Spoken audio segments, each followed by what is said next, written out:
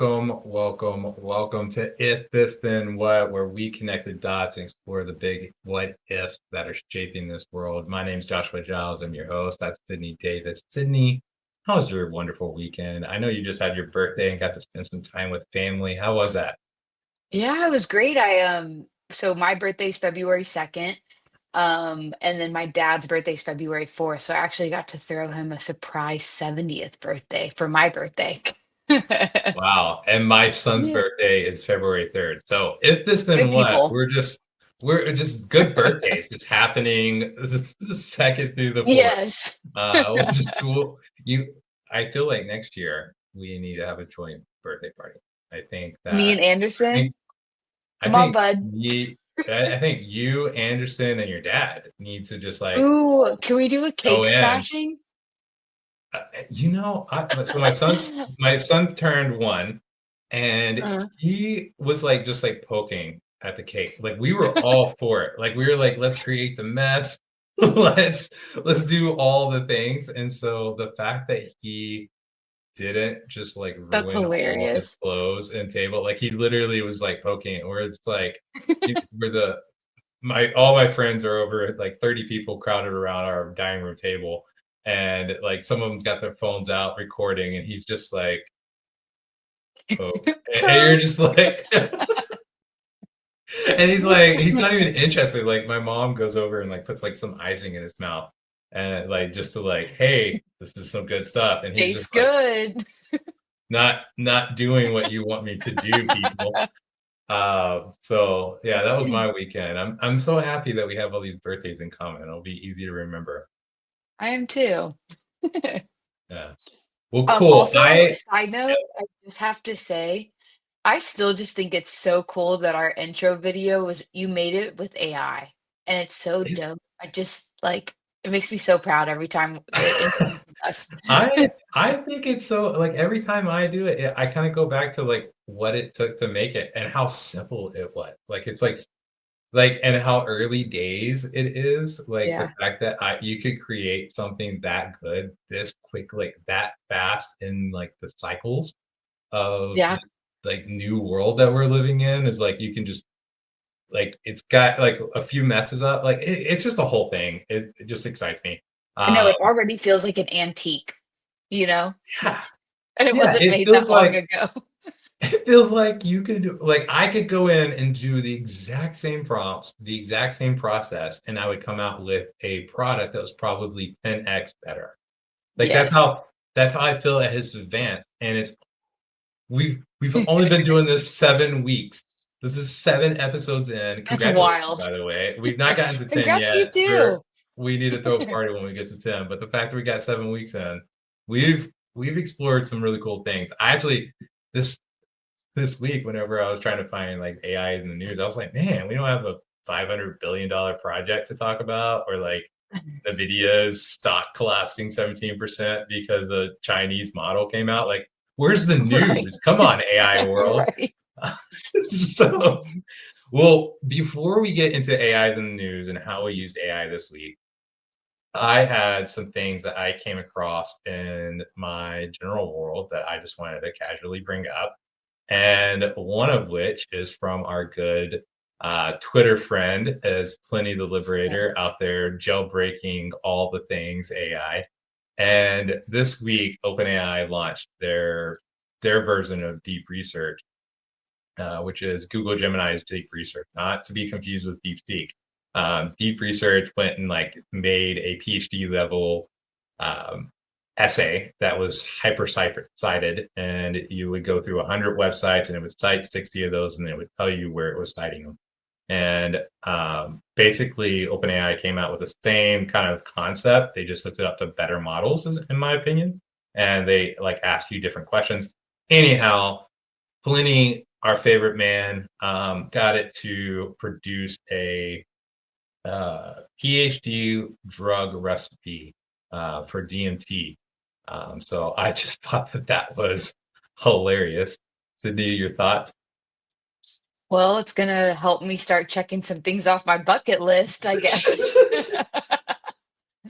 Like, that's wild. And the weird thing is that was a joke for me. For some people, it's not. So, This you is, know?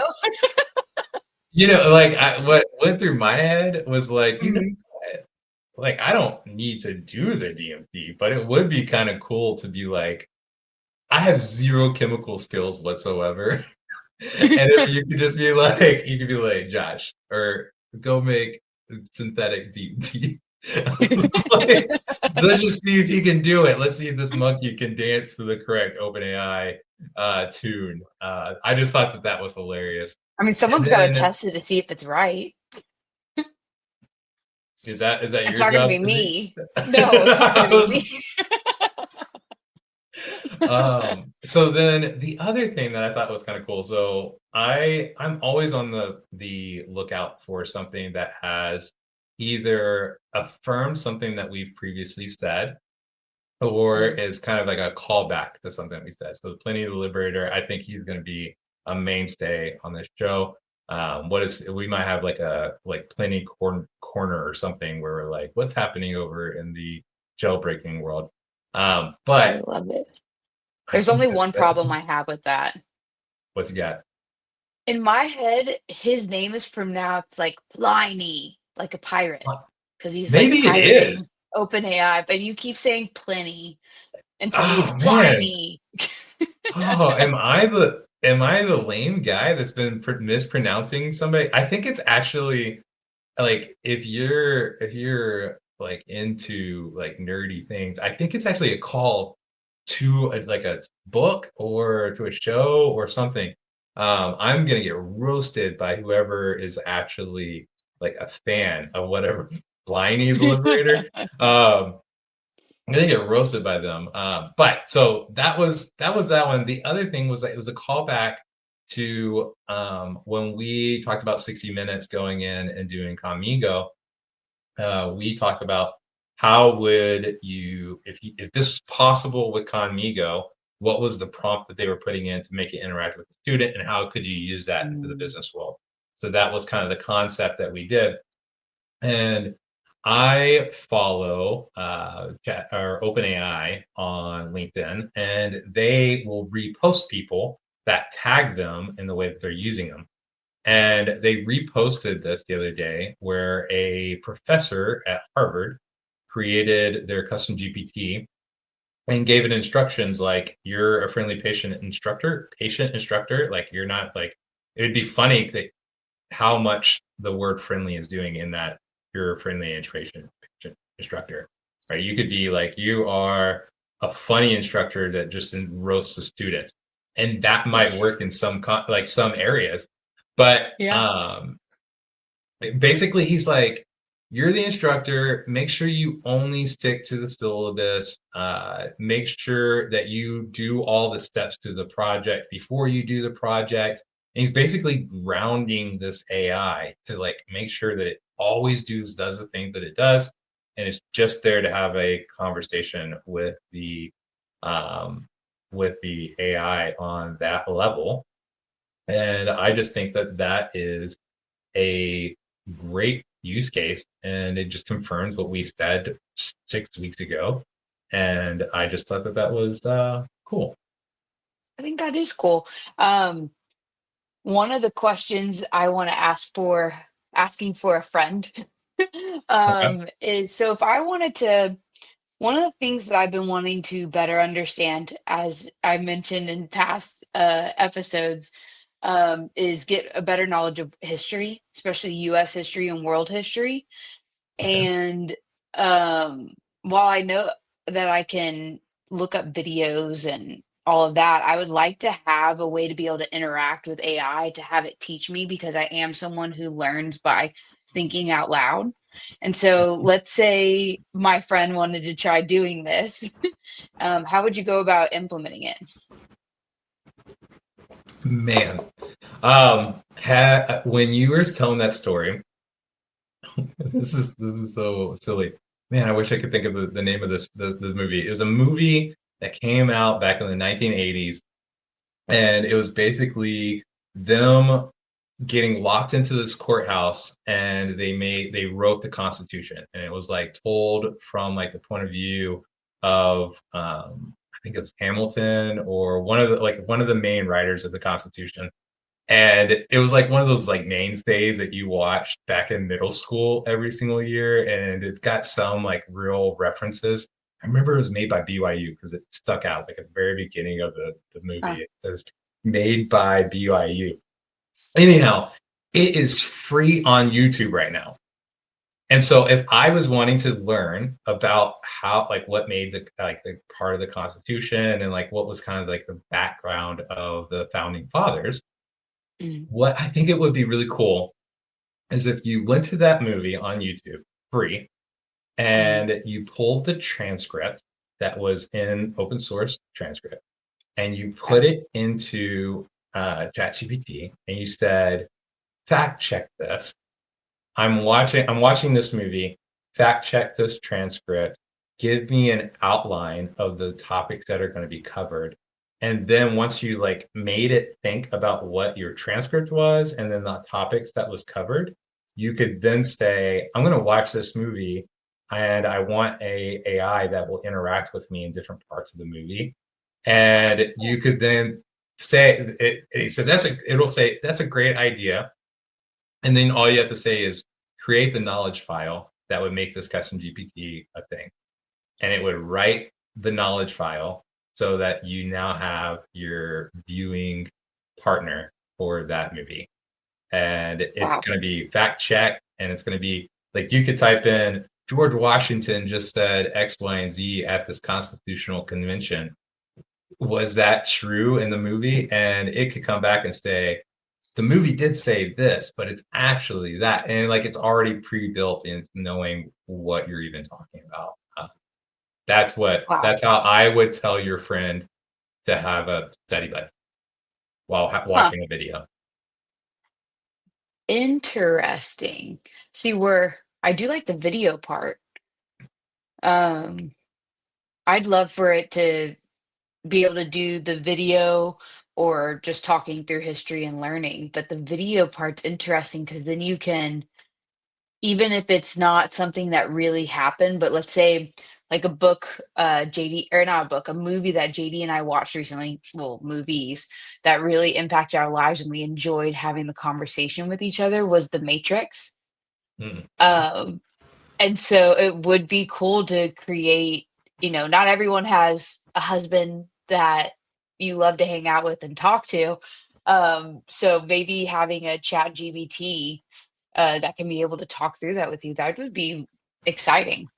Cydney, I think you just invented. So one of the things that they talk about is how a lot of jobs may or may not be going away with this AI revolution that's coming. Mhm, But then they caveat that with the next thing being there's going to be so many jobs that are created. Uh, mhm. if you, I think you just said companion movie AI Yeah. as a thing. That's going Mhm. to be a job Dude, because yeah. you're gonna Keep want that going. AI. You're gonna want that AI to interact with the viewer of your movie in a specific kind of way that doesn't give away the end of the movie or doesn't Oh, give away like so you're going to have a companion AI for movies that are released, and that's going to be a whole industry that's launched just because this is even a thing that's just going because I said so. to just because you said so. Just because we're Yeah. having this conversation, it's going to happen. I would bet you $75 that that's going to happen. But $75 this what if year. I'm the one that came up with the idea. So Well, too bad. You got to take the over or under. Are you going to say does it take a longer than a year to have a movie companion, or do you think it's going to take less than a year to have a movie to companion? see how much time I have on my calendar to develop And we're something gonna like that. and we're gonna say this is gonna be like a blockbuster movie, like or like a blockbuster. It's like on one of the streaming because it's gonna be a streaming site that does it first. It's gonna be Amazon Prime. Like when they launched 1927 or whatever it is, like they're going to have an AI companion. Some TV show or movie this year, 2025 is going to have an AI companion. But why can't Mark you my have word. I guess. I guess it would have to be developed, but eventually it could be like a bunch of different companions, like an article companion, or well, it just because I know, yes, while JD and I like to watch some things together and we enjoy talking through it, there are a lot of things that he doesn't like that I like, and vice versa. So it would just be cool. You know how they say like your one person can't be your everything? It would just be cool to Mhm. have a companion regardless, or if no one in your life, or for those people who work in tech and no one else in their life works in tech, so what they do is completely foreign to them, but you want to develop your skill set or talk through a work thing with someone, you have a companion. Talk, talking through things. So when I not only will you have a companion that's just like a general movie companion, you're going to be able to talk to the character and ask it, what were you thinking when you did that? And like it's going to know specifically where you're at. It's going to know all context of its like character history, and it's going to be Oh, able to give you like the exact things that it would like. You're going to be able to pause the TV show and just like bring up Sally on the Roku, and it's just going to be like Sally gets popped up on the TV, and you're going to be like, Sally, how could you cheat on your like? even better, like a scary movie, that stupid person who wants to go and see what go walk towards the noise. We can finally say, "No, why would you do that?" And then Yeah, they why can do you do pause that? and stop. Well, it's going to pause and it's going to say, when I was 7, my dad told me to never be afraid of sounds in the dark. And the way that he did this, and as he's talking, as the AI is like answering you, which by the way will be completely generative, he'll just make up the reasons, or this will be something that is preloaded as part of like your prompt writing. At the like as he's talking, there's going to be a little button that gets popped up over on the side that says watch this memory, and like you're going to be able to like click on it, and it's going to be a complete character A movie side within a quest. movie. It's a movie between a movie that just got generated by the fact that you asked the question. Wow. I'm giving that 18 months. This was a Like, beautiful example of the magic of yes and, you know? oh my gosh. Yes and is being unlocked by AI. I'm saying it. It's being unlocked. Like if you can dream of it, somebody out there will be able to create it within the next 2 years. So that was awesome. Um, so Cydney, I got some clips here that I have labeled good, good, bad, and I would like for you to react to it. If at any point you feel that you would like me to react to it first, I will oblige. Okay. Um, Fair. and but I'm challenging you to give me your gut instinct first. Okay. Okay. Gut Okay. instinct. Got And it. it might be tough. All right. So do you Wait, want can I good do first, or you bad want first? bad? Oh, I get an You option. could Okay. do bad first. I'm always going to be bad first. You're always going to be bad. See, I might load up on bad next time. Like right now, tonight, I got what I would consider two good and like one bad. Next time, it might be three bad, one good. I don't know. All right, you ready for your bad? Get ready I'm to. ready. All right, let's see, Mr. James. AI will not emerge from a government-funded program. It will emerge from one of the tech giants currently funding this multi-billion-dollar research. So then you'll be living in a world that you didn't agree to, didn't vote for, that you are co-inhabiting with a super-intelligent alien species that answers to the goals and rules of a corporation, an entity which has access to the comms, beliefs, everything you ever said, and the whereabouts of every person in the country via your personal data. Surveillance capitalism can toggle pretty quickly into digital totalitarianism. At best, these tech giants become the self-appointed arbiters of human good, which is the fox guarding the henhouse. They would never ever think of using that power against us and strip mining us for our last drop of cash. That's a scarier scenario than what I presented in the Terminator 40 years ago, if for no other reason than it's no longer science fiction. It's happening. Ah, All right, you gonna put me on the spot, or you gonna go gut reaction first? I mean, I want to hear what you have to say. I'll give you my initial just gut one-liner. Maybe what I can do is my response can be my one-liner, and then you give me your response, and then I'll Yeah. get feedback from there. My first thing is the part where he said the fox guarding the hen house, and we're just surely they won't use that power against us. That's exact. Oh, that just yeah. I felt It, that.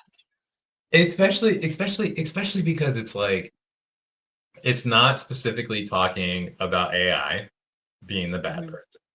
Like it's Yeah, specifically that's talking fair. about people being people and using a tool, which AI is, using a tool to manipulate those people without those people really knowing that they're being manipulated, which, by the way, is already happening. Just saying. So that's not my personal. That's not where my mind went to. But yeah, what you were saying just then is like that's really the thing. Is it's Yeah. really it's not even talking about AI. Okay, It's just well, talking about people being people.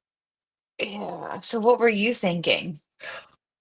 Man, I feel like the current discourse about around how AI might affect our labor market in a significant way. Like labor change, people are going to be needing to move into different jobs. And nobody has any idea what it even looks like. Josh doesn't have any ideas. Nobody has any ideas. They have guesses. They have thoughts about it.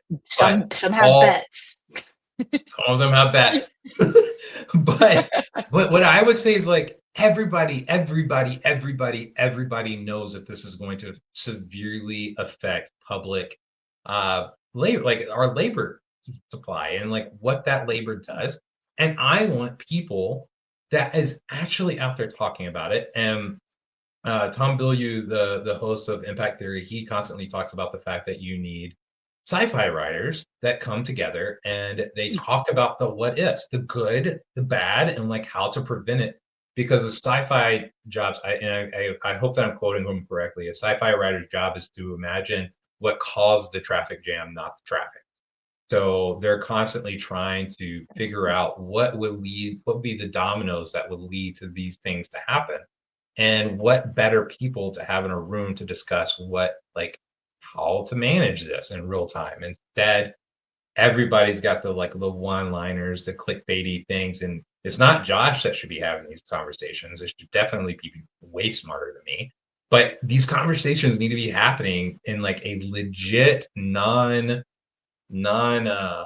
just like clickbaity way. And I feel like sci-fi writers need to be invited to that conversation because they have a specific insight to this world because they've been trying to live in this world this whole time. And so while it's a scary video of what might be potentially problematic, I think it's actually somewhat of a hopeful video because at least somebody's out there starting a conversation about these things.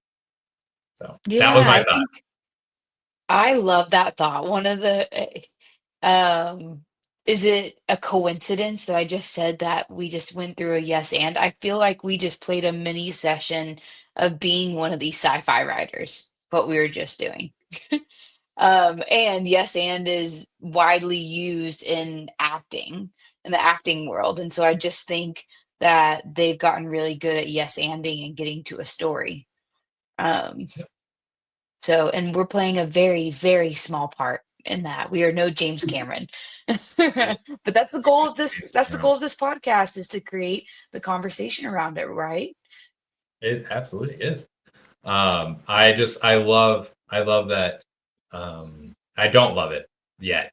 I want there to actually be people that make policy that is actually going to be able to be like driven, like actually fall out. Like if we let nothing start this conversation, if we don't actually put some like reins on it and steer it, like if we just let the world tell us how the world is going to be, I'm genuinely concerned about what that world looks Yeah. like because I really do DMT think will that be people are the going to be least of our worries.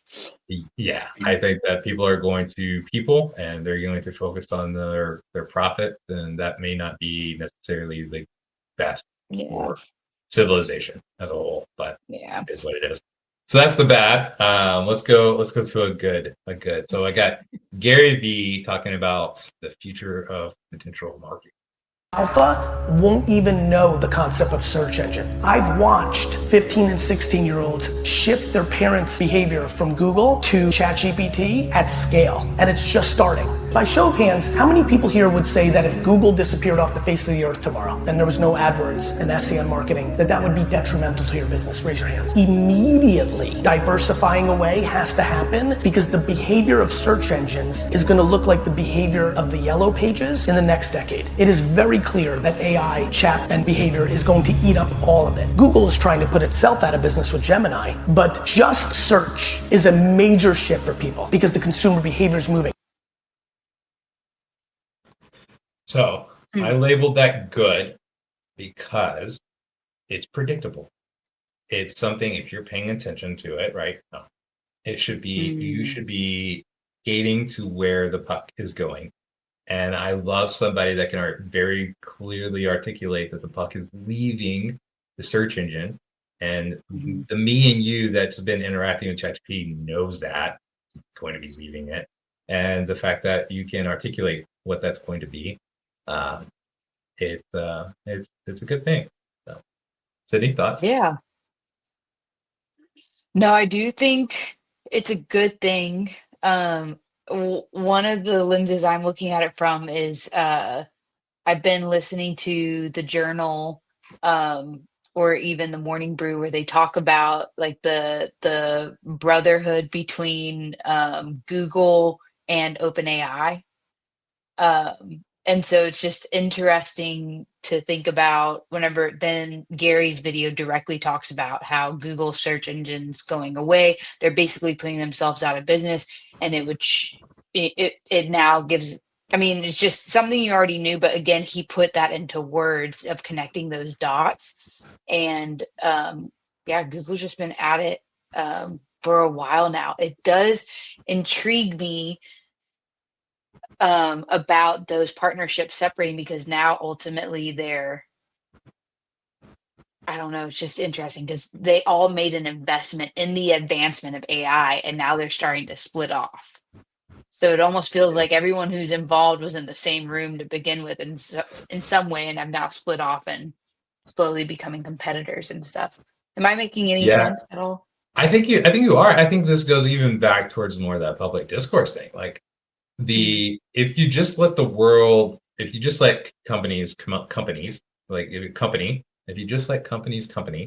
like if they're just focused on their public profits, if they're only focused on that, Google has to make up that revenue someplace. What does that mean? It starts meaning that they start selling some way to interact with that AI model in some type of beneficial way for an advertiser, which means that we taking this amazing advancement in humans ability to do things, and we're gonna throw it to the market that is advertising. We see all the bad things that come out of advertising as the one source of revenue. And so I definitely do think that your points about what does this mean for Google's business model, I hope that they're not going to just be like, okay, society, you get my stuff for free, and I'm just going to go pack away my advertisement dollars forever and ever. So you've got to know that they're going to do something with it. But I wasn't thinking about it that way. I wasn't thinking about the way you were thinking about it, so it's just interesting. Oh man. Well, I think we thoroughly chewed on that. Yeah. Well, I got another good, and I labeled this good because it actually is got a lot of points that we previously talked about, and it's cool to see a smart person talk about it, even if he's got his own agenda to associate with it. But I thought that this video would be a good thing for our people. First of all, I think this is probably the best time, maybe ever, honestly, but at least in a very long time, to be starting out your career, because you will get to surf the greatest technological wave, maybe ever. And what that means is you can change courses many times because you will have this unbelievable tailwind. So I wouldn't view any particular setback or failure, or even just changing your mind, even just deciding there's something more exciting somewhere else to go after. I think this is going to be an unusual time of how much it rewards adaptability and decisive and quick movement. And I would trust that and not get hung up on the fact that you decided to pivot or something didn't work, because you were just going to be like flooded with opportunities for the next few years. It's still hard. It still always feels like a setback. Take the time you need, like go on vacation, go for a hike, just stew over it for a little while. But when you get back up, like get back up with vigor. Cydney, react. Makes me so happy. So one of the things he said was you'll be able to pivot a lot more because of the added tailwind. Mhm. I was reading, excuse me, I was reading an article on LinkedIn, and the title of it said something about certain percentage of CEOs have ADHD tendencies. Mhm. And I just I didn't read all the way through it, but I remember just that I actually bookmarked it to read it later. But whenever you read a subtitle like that, you kind of try to come up with the plot of the story. And Mhm. so the story my brain tried to make up was just thinking, yeah, they need to be agile. People need to be able to pivot. But the tailwind that is talking about is that learning curve that it takes to know something deeply. You can be someone who knows a little about a lot of things, but really where you truly create a career in something is when you start to gain more of that depth experience. And if you have something that can help you create that tailwind so that you can make pivots, um, it's just exciting stuff. It's an exciting way to think about it. Man, I did not make that connection, but man, is that a wonderful connection, because it absolutely the like everybody talks about putting in your time. Like that always seemed like a derogatory type of thing. When I was younger, when I was like getting in my career, I was very frustrated in like not being given an opportunity for something that like I deserved, right? And like Mm. that is like a weird thing. But anyhow, I as I've gotten older, but anytime I heard back then, you got to put in your time, you got to put in your hours. Like it just seemed like a silly way to hold me back. Yeah. But now, as I've gotten to the other side of like putting in those hours, I understand like those hours like gave me a perspective that like I can't even imagine the bad decisions that I would have made Mm. back when those frustrated moments. And so um I think that jumping to the end here where you can like ask somebody, like ask that like what is the most difficult part of what's the piece to what's that gonna get blindsided at? Like you have this like thought partner that can help you with Yeah. those like additional hours. I think that that's a great way of thinking about it. Well, Yeah. that was I my like good, the good, idea of a bad. thought partner. Yeah. So that was my good, good, bad. I appreciate you playing along. Cydney, how did you use AI this week? Um, so the one of the ways that I utilized AI for just being real human, right? Mhm. Trying to figure out ways to use it differently, whether it's personally or professionally. So JD and we went to Colorado to go visit my dad. And we are headed there in the Uber. And for some reason, I've been getting car sick. In Ubers, it's like the rushing for the last minute packing and then getting in the car and rushing. I don't know. But I have thrown up in my water bottle in the Uber because I'm a trooper. Okay. We are not going to miss our flight. This Uber is going to keep going. We are not paying that fee. And so this last trip, our Uber driver only spoke Spanish. And I needed JD to speak up for me if I was just throwing up in my water bottle. So as I'm throwing up in my water bottle, in my other hand is my phone, and I am typing to Chat GBT, give my husband, ask my husband to let the Uber driver know that sometimes I get car sick. I have the prop. Sometimes I get car sick, but I have a container and don't worry about me. And then I realized, crap, I need to just get it to type it out in first person in Spanish so my husband can just read it to the guy because he took high school Spanish. And that's exactly what we did, and it worked out perfectly. And the guy even gave me a tip. He told me to start carrying lemons around. He did this in Spanish. Told me to start carrying lemons around because they help with motion sickness. Oh, wow. Yeah. I did not know where that story was going. I was like, I like the whole time my It's my a brain was powerful like example. trying to guess. My brain was trying to guess. Okay, where's the AI usage in this story? Like, I think I came up with like 20 prompts throughout that story that'd be like, do this. But Man, I've gotten so comfortable with AI to know that. Because how much can you do while you're throwing up? not a lot. Yeah. And so you called it a thought partner. And I use Mhm. that thing like I'm naming him Al. Al is my thought partner, and he really helped me out in that Uber ride. Oh my gosh. I now the next step would just be to like, are you using the ChatGPT app? Yeah. Yeah. So this is if you hold down with your thumb, it like pops Mhm. up like a selection bar, and one of Mhm. the selections is called read aloud. And so you could tell it in your prompt that to tell the I just got into an Uber, they only speak Spanish, like I need to tell them that I throw up, like Oh. don't I've got a container, blah blah blah. Respond in Spanish, I will make you read aloud.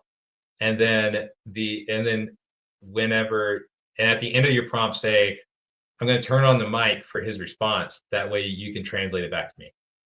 So instead of making JD read it, you just make ChatGPT read it. And so Oh that's your my next step. And gosh. then it's ready so that it knows the next prompt that's going to be coming from you is going to be Spanish, and all you're needing it to do is translate it. And so that's the next step instead of making your poor husband read the Man, because JD, Spanish. I felt so bad when I asked him when he read it as he was reading my screen of it telling him what I need him to do. He just went blank in the face. Like he did not. He was like, "Are you serious right now?" And it was the most broken up Spanish. But now I know. You're right. That's a good. I'm glad you said that. JD would say it's a little too late. Okay. So that was an Uber ride. You get any others for this week? Mhm. Yeah, and then my other way of using it, it's more really just a thought. So, well, I don't want to like ruin what we're going to talk about or give it away, but some things that AI released, just making me think that Gemini, because I believe last episode we talked about how I was going to start utilizing Gemini more, and I've really been trying to train my Gemini, but I'm not super impressed, and my ChatGPT really knows me at this point. Um, so I might not be using all this time to train my Gemini anymore. We'll see. Yeah, I think when you told me that earlier, and I was like, you definitely need to tell everybody about that. Yeah. I was thinking about when I say there is no moat, what does that mean to you? When you say There there is no is moat. no moat, it means anybody can get into the castle.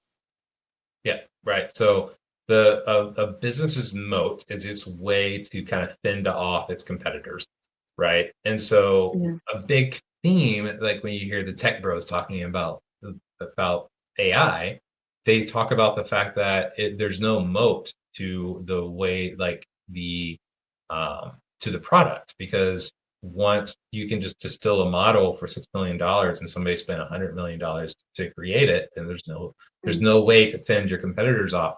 And when you said that, I was actually like, I think there's a huge moat around the consumer that has like interacted with it over a set amount of time. It's gotten to know them. Like for this week, I asked my ChatGPT, how did I use ChatGPT this week that'd be interesting to talk about on ITTW?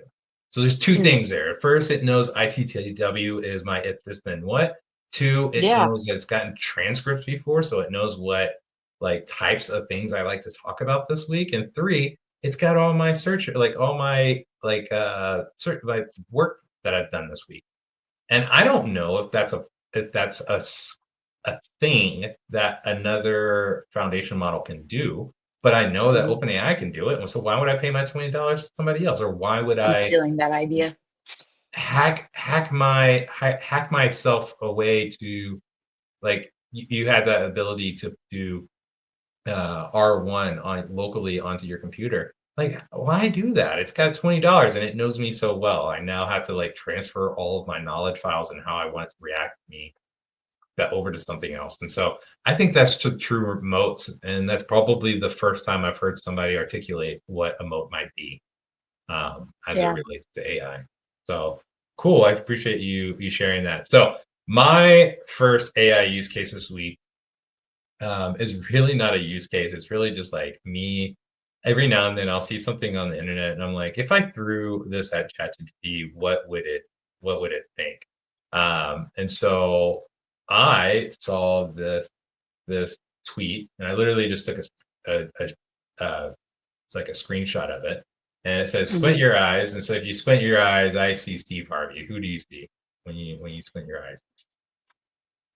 I see Steve Harvey too. You see Steve Harvey, right? And I was How like, is I was that? like, I can see Steve Harvey. ChatGPT, what can you see? And I was genuinely like super excited to Huh. like see what. And so it goes through. I can analyze the image. Basically, it like brings it into code, and then it says this is a cleverly edited image that plays with perception. At first glance, it looks like a regular cheeseburger, but if you squint your eyes, you'll notice that it's the top bun manipulated by a reasonable. So I don't know. Truthfully, I don't know if this is part of its training data and it knows that this burger exists out in the world, or if its training data was like about a conversation around this burger. I don't know. I just thought it Oh, was a like it's cool. associated that info with that picture, kind of Yeah, like the blue and yellow dress versus the white and cream dress. yeah. Like if you threw that into ChatGPT, it would probably use its training data to figure it out versus like looking at this Mhm. thing. But if it truly is analyzing it and it truly is being able to tell not only like the surface level, this is a burger, but also it's a hallucin like it's a um like a trick to your eyes that it can do this. Like the things, what else can it do? Like you talked about having like your phone out and like observing the world and you just being able to see it. It can now see these other aspects to images. I just thought that was the That cool. is really cool. Yeah. So another thing that I used for that we do this week was I struggle sometimes with imposter syndrome, and I like to What? sometimes. Yeah, what? I like to challenge myself sometimes. And this last weekend, I was like, uh, where have I made predictions about AI that might come true? And so I had sent somebody in my work had sent me an email that was like a foundation wrote a news article um, that they it was like AI in construction, and he texted me and he said, "Give me your thoughts."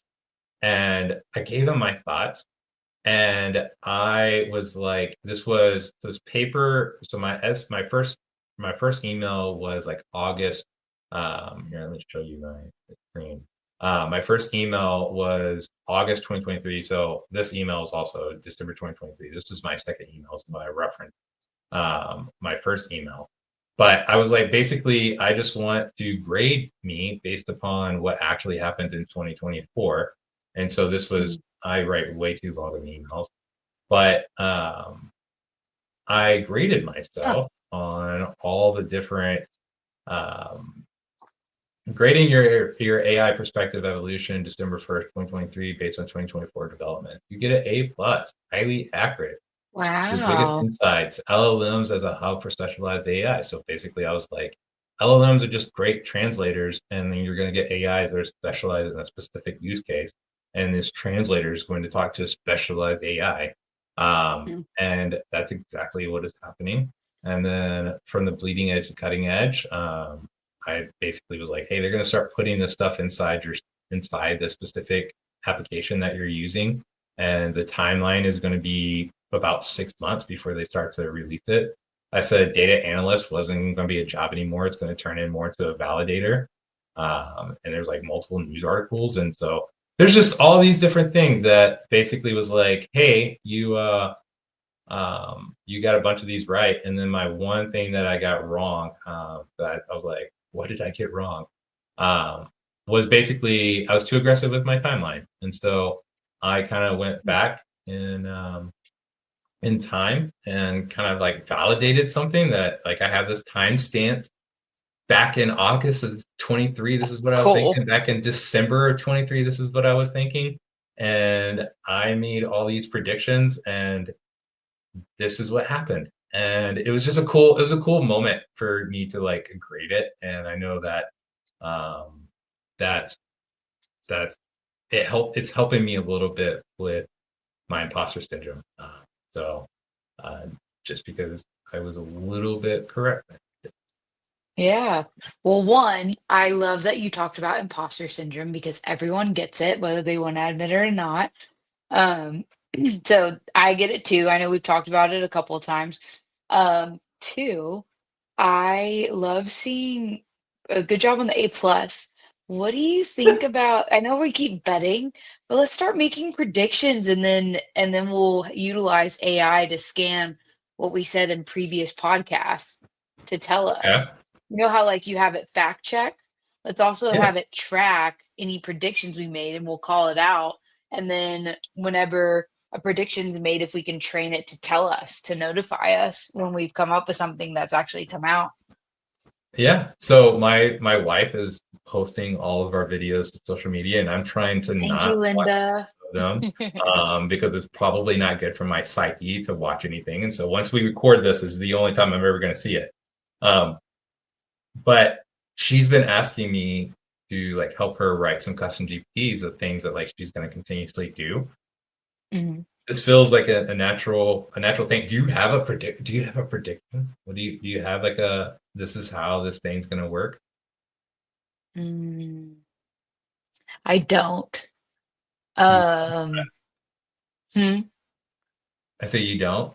I ah, think besides my prediction of an AI companion in movies, I think the biggest thing that everybody's going to have to adjust to is probably going to be a story around June, July.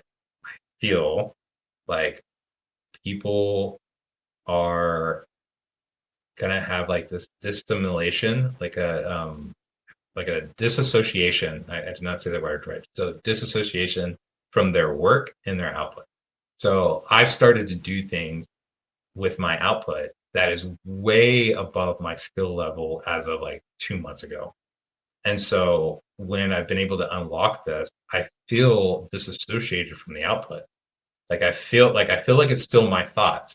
It's just so much better developed that like I have a hard time dealing with it. And so I feel like as a society, that's going to be a really big conversation as more and more people adopt it because mm, more and more people are going to feel this so like they're going to start like you no longer get credit for your own creativity. Like um Christian, our friend, has like he's mm, one of those people that just like has like a random imagination and will just like randomly say something that's like absurd.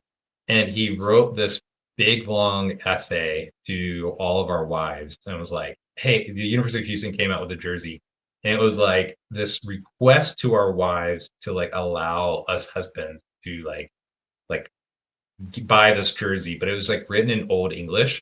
And this would totally be like something 10 years ago Christian would have done just like on his own. And like the very first response was, okay, chat GPT. And just like you're going to start getting people's like oh, buddy. creativity. And I don't even know if he used chat GPT, but I think you're gonna start having people like question people's ability and like are they actually speaking from something that they know or something that they've like learned like at a surface level or Mm, do like like, are they talking about something that they don't really know the ramifications of it because they put in a certain amount of like prompts? Like that's going to be a really big discussion in our society, Yeah. and I'm thinking that's probably going to be around June, July, as more and more people actually realize the world change. Um, Well, so that's that's my actually, my yeah, take. that not I naturally want to think about that through the lens of like talent acquisition. So, whenever you're interviewing someone, you can typically pick up on they don't really know what they're talking about. They just know the buzzwords, right? And it would be scary to think that somebody can learn the job description and the company's way of running their business and how they make revenue, you name it, to help them prepare for an interview with a thought partner. I'm looking down at my notebook, thought partner that you said earlier, to ace an interview even better. So just be Yeah, um I think it, it changes the landscape, of course, and I think a part of it is when you're trying to succeed in your career, you do that with more experience and knowledge. And I think how we judge things is based on the criteria that we create. I hope I'm making sense. But yeah, remember where I I think you said are. that the new skill sets that people need to have are critical thinking? And not so much if we have this much access to information, and searching things and, deep research, we need to start making an emphasis on critical thinking skills and teaching people it, making the grading criteria around that, so that we develop that a little bit further, as things You evolve in say this way. that.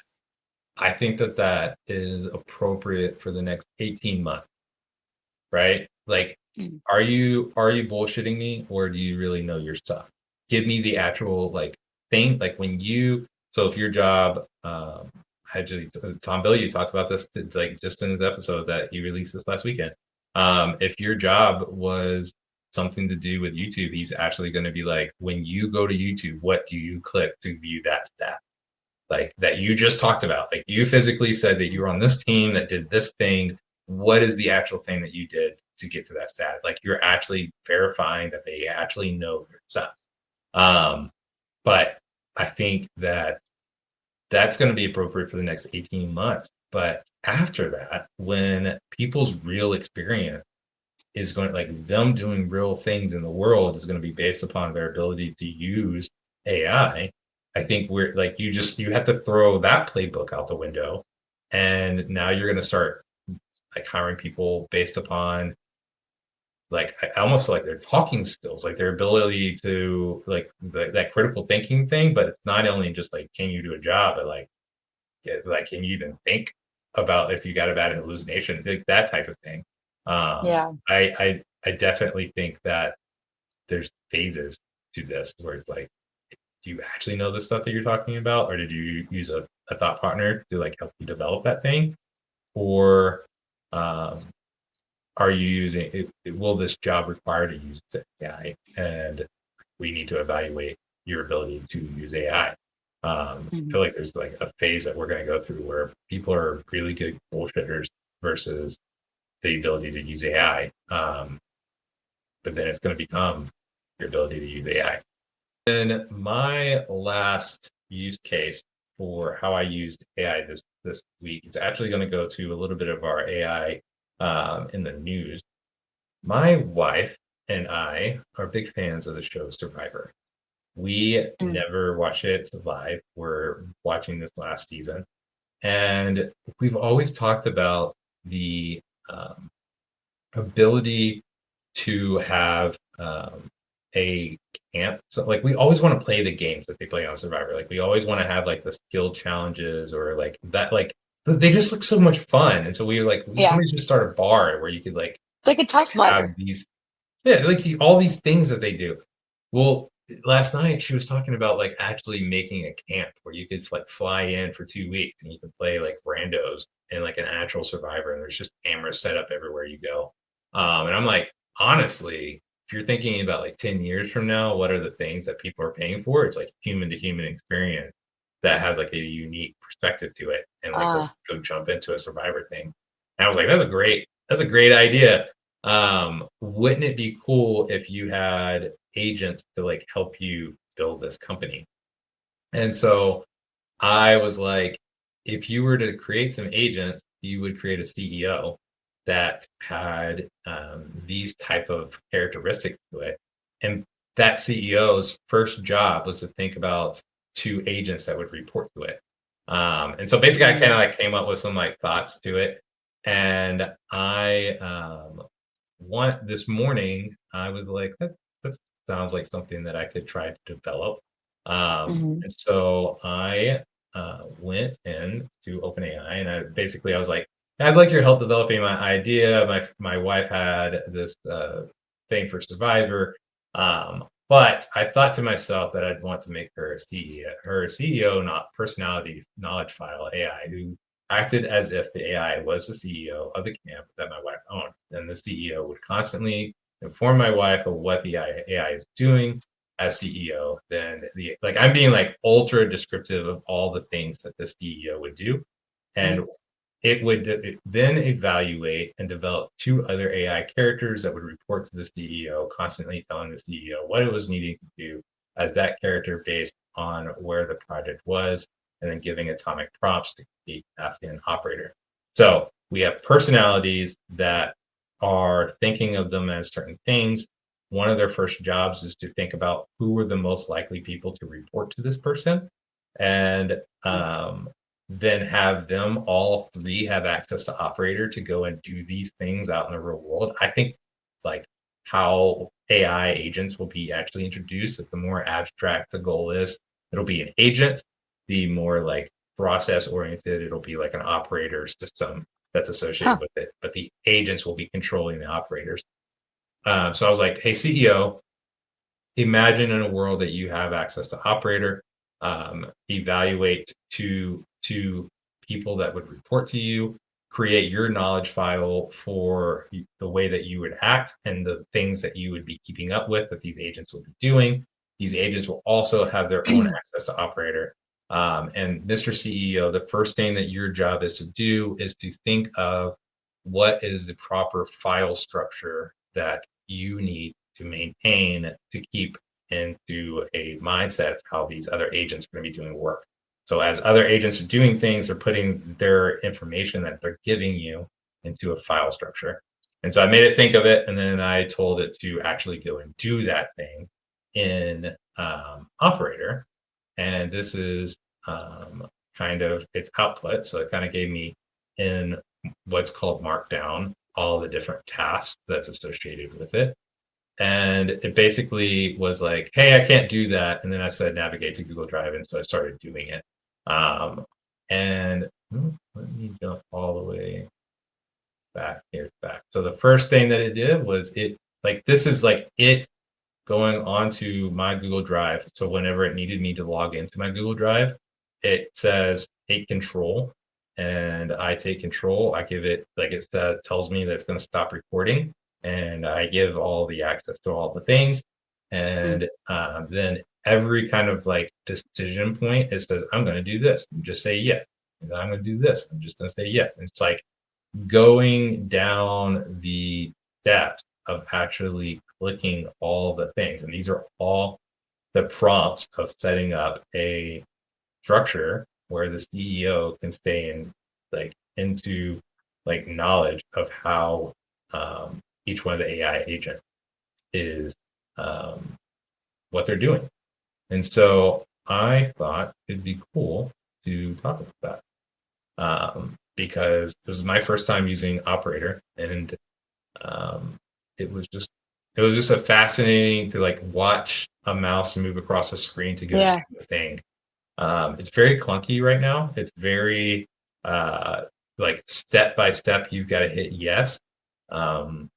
I can see where they're going though. Yeah. Because Yeah. and one of the I had made the CEO write its knowledge file, and I wanted that knowledge file to be saved on this drive folder set, and it told me that it couldn't interact with the chat prompt. And so I was like, that would be the way that I would put in my next operator flows, because I would have an operator that was operating an operator. Like that's the actual, like I feel like that's the actual flow that you would get into. Yeah. And it would be prompted based on an automation trigger. And I just, so that was my other AI use case. That'd be interesting. It was making me think of the Wes Roth video that you had us watch because I haven't played around with operators since I was still trying to train my Gemini.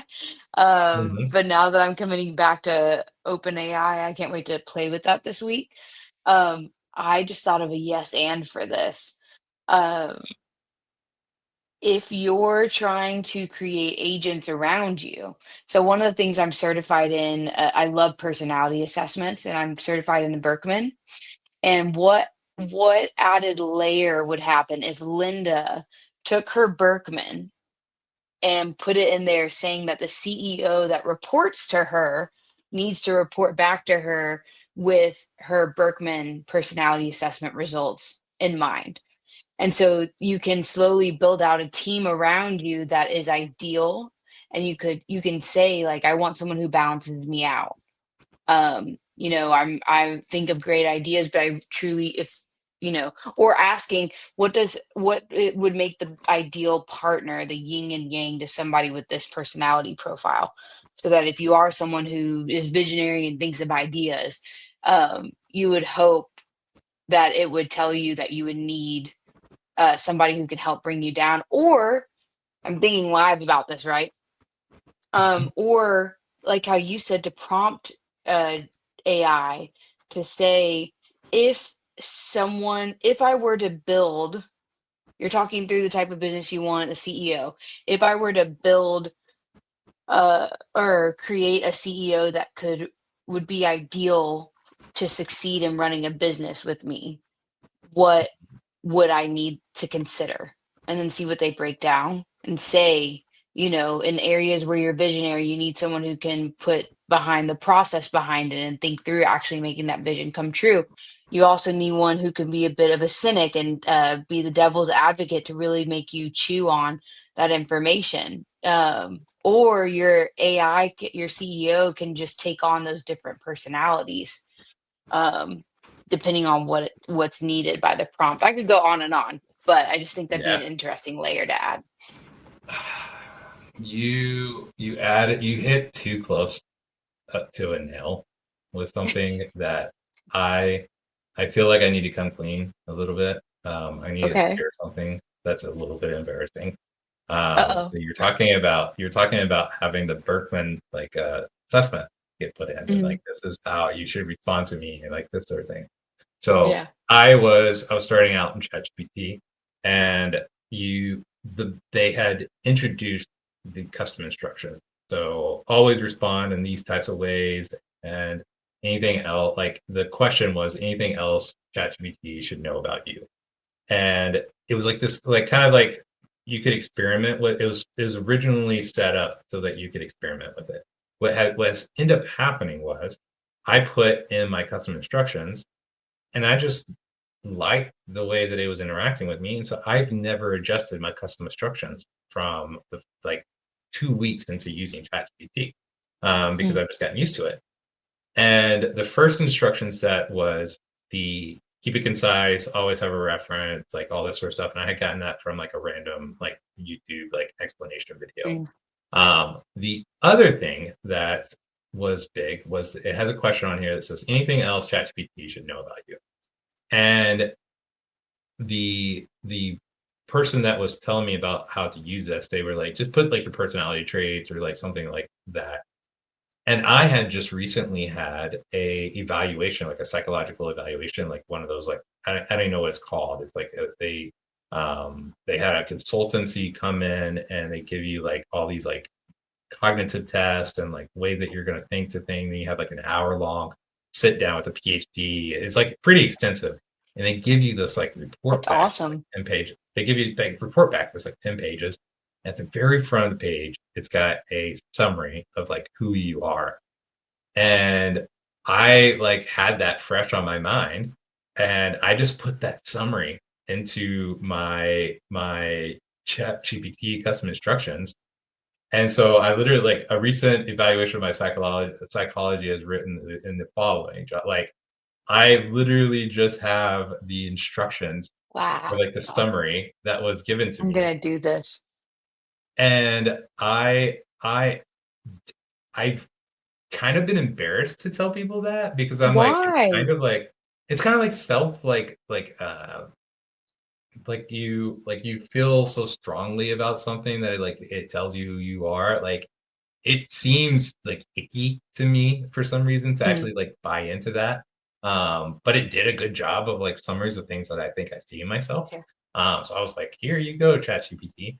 But I've loved the way that it's adjusted to that Mhm. information. And so I think that that's actually probably a really good um a really good call out is like throw in I love throw in that. somebody else's opinion of you. Yeah, I'm gonna do this. Um, that's really interesting. So then if I look at the caveat to this, Mhm. trying to remember where I heard this, but the challenge with AI, people were talking about your humanity not being for sale. And the more data they have on you, the more they understand what makes you human, and therefore you've sold that.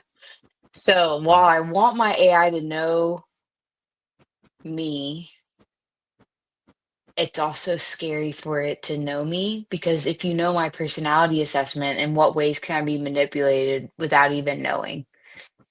Which Yeah, is again the fox protecting the hen house. yeah. Oh man. Honestly, Mhm. honestly, like if I was starting out in the world of AI, and I was calling out like which people to use, I really do think that Google is probably going to win this race. They just have access to data that other people don't have access to. I also think Meta has access to data that other people just don't have access to. But those two companies are not the companies that I want to know me uniquely. They already do know me uniquely. I just don't want them to have the power of AI behind it. And Mhm. so when I chose the more expensive version, right, the OpenAI, the $20 back when I was started paying it, when I was like free, right, like you can still get versions of a bunch of things for free. Um, I don't know if ChatGPT is the like shining white knight in this conversation, um, but they were founded on specific principles of like security first and safety first, and like I can see it in the way that they put the rules around some of it. Like people always can find ways around the rules, but like if I'm betting on a company that I want to have my information, um, Mhm. I'm scared. Like I'm scared to say that it's OpenAI is my winner, because somebody somewhere will pull this clip and just say, "Boy, were you wrong," a year from now. But you're absolutely correct. You are giving it Well, a lot of information. yeah, to be in that with you. I'm gonna go ahead and bet that my winner is gonna be Meta. There's just too much personal information that it knows, and they're just everywhere. Yeah, yeah. I think on top of that, like they invested so much money in the Yes. metaverse. Like in the metaverse, like do you remember 2 years ago? Like how long ago was that? Was that 2019 that they changed their name? Like when did they change their name from Facebook to Meta? Oh gosh. It was so long I ago, want to say it was and about like 2019, 2020. Yeah. it was like right before COVID happened, and they were like Hmm. they thought they were going to win because they were going to be able to have like these like virtual like offices that people could go to, and like you could put on their goggles and like enter the metaverse and everything. Hmm. Like you don't think they didn't like I'm sure that they're still developing. Like, you haven't heard anything about it, but Hmm. whenever AI can actually generate video on the fly and like it actually can create a world like that, they really do have like all the different pieces. Meta's They probably gonna win. do. It's just, It's it's gonna be Meta or Google. One of those two are gonna I think do. it's Meta. They're gonna win. I think they're gonna win one of those two. But that's why if I'm gonna give somebody my $20, gonna be. Let me bet on my perceived underdog. And everybody out in the world that's following AI is like screaming that's Anthropic, and I just don't like their product. If I'm being honest. All the coders are just like, this guy doesn't know what Anthropic is. Yes, I know Anthropic is better at coding for thought partners. ChatGPT, it feels way better. Well, Cydney, we covered some good things tonight. What do you think we wrap that up? Think we should wrap it up. Yeah. If you were going to like and share, like who would you share this episode with? Man, anybody who you've just been enjoying bantering with over OpenAI. Yeah. Maybe even someone that you'd be willing to place a bet against on who you think is going to win the AI race. Drop your bets into today's episode comment. I think I would like to share it with somebody that's in the movie world. So I know that there's a lot of actors out there in the world that are kind of scared about what's coming up, and I think that they should be thinking. An actor was asking me what I thought was going to happen in the world, and I said, actors aren't paid because they can do what the producer says. They get paid because they think about the small things that a person would do in a certain way, and they develop habits. Like the best characters have like these like moments that are just like the character made that happen. Like it wasn't the producer of The Office. It wasn't like the actors themselves. It was the character being the character. And so if I was an actor right now, I would be taking and just like writing in long form all the quirks that a character might have. Like this is the type of like interactions this person's gonna have. This is the type of like laughter and joke types it's gonna have. These are like examples of those joke types. This is his like repeated habit that he constantly have. And then like being able to like copyright that personality, and like now that's your actor, like that now that's your digital script.